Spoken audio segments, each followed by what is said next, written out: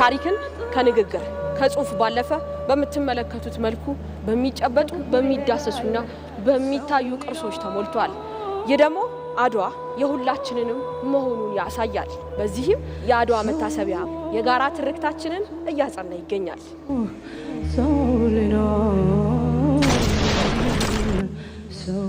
ጦርነቱ የመሳሪያ ብልጫ ሳይሆን በኢትዮጵያውያን የሀገር ፍቅር የአንድነት ጥንካሬ ማሳየት ተችሏል። ለዚህ ደግሞ እኛ ኢትዮጵያውያን በጋራ አንድ ከሆነን የማናልፈው የማንቋቋመው ችግር እንደሌለ ማሳያ ነው።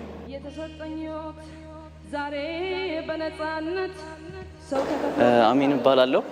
ያው እዚህ ያደግኩት የተወለድኩት ኳታር የሚባለው ዶሃ ማለት ነው።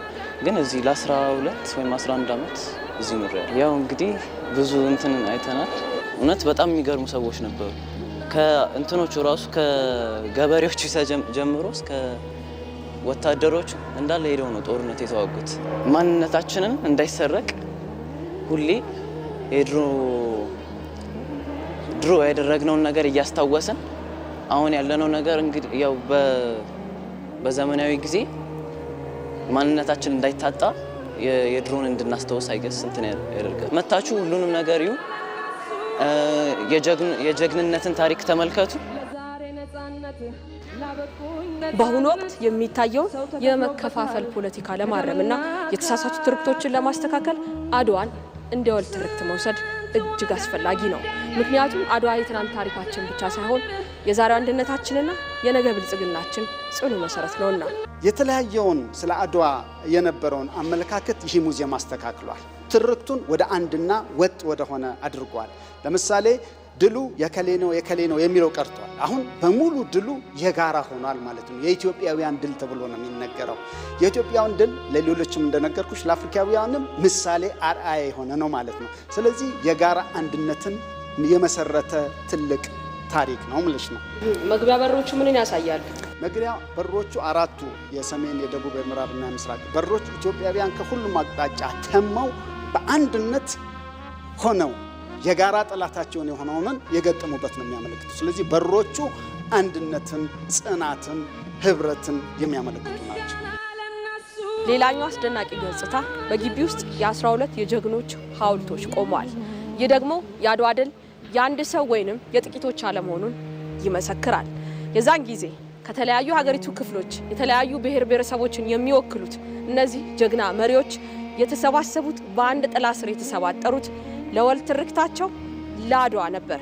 እነዚህ ሐውልቶች ደግሞ ይህንን በሚያምር ሁኔታ ይገልጹታል።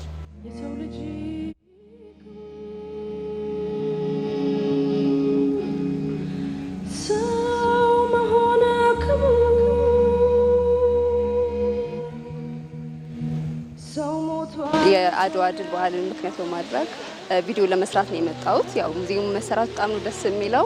ከአድዋ ድል ያው ጀግንነትን፣ አልበገርባይነትን፣ ቆራጥነትን፣ አገር አለማስነካትን ብዙ ነገሮች እንማራለን። ሁሉም ከተለያየ ክልል ሲመጣ የሚያየው አንድ አይነት ነገር ነው። ከሁሉም ቦታ የተወጣጡ ከሁሉም ሀገር የተወጣጡ አንድ ላይ የዘመቱ አንድ ላይ የተዋጉ አንድ አይነት አብረው በልተው አብረው ጠጥተው ብዙ ነገር ያሳልፉ አባቶች እንዳሉ እንድናስብ ስለሚያደርግ ያው የመከፋፈሉን የምኑን ባህሪያችንን ያው እንትን ይላል ብዬ አስባለሁና በጣም ደስ ይላል። አንድነት እንዲሰማን ያደርጋል። አድዋን ስናስብ አንድነትን ስለምናስብ አሁን ካለው ከሀገራችን ሁኔታ አንጻር አንድነት የተሻለ መሆኑን ለማሳየት ትልቅ አስተዋጽኦ አለው ብዬ አስባለሁ።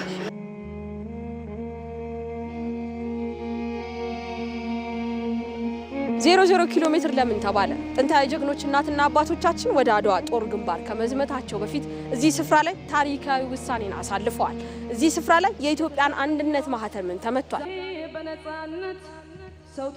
አገሩን እንዲጠብቅ ወገኑን እንዲጠብቅ የተሰጠውን አደራ ጠብቆ እንዲኖር ያ ነው። አገሩን እንዲወድ ነው። ለልማት እንዲታገል፣ ለሀገር እንዲታገል፣ ወገኑን እንዲጠብቅ፣ አገሩን እንዲጠብቅ፣ ሰንደቅ ዓላማውን አክብሮ እንዲኖር የመጣ ነው። የሆነም የመጣችው ለዚሁ ነው። የአድዋ ድል ለኢትዮጵያን ብቻ ሳይሆን ለአፍሪካውያን ጥቁር ህዝቦችም ኩራት ነው። ለዚህም ነው በአድዋ ድል መታሰቢያ ሙዚየም ውስጥ የፓን አፍሪካ አዳራሽ ተብሎ ስያሜ ተሰጠው። የተሰጠኝ ዛሬ በነፃ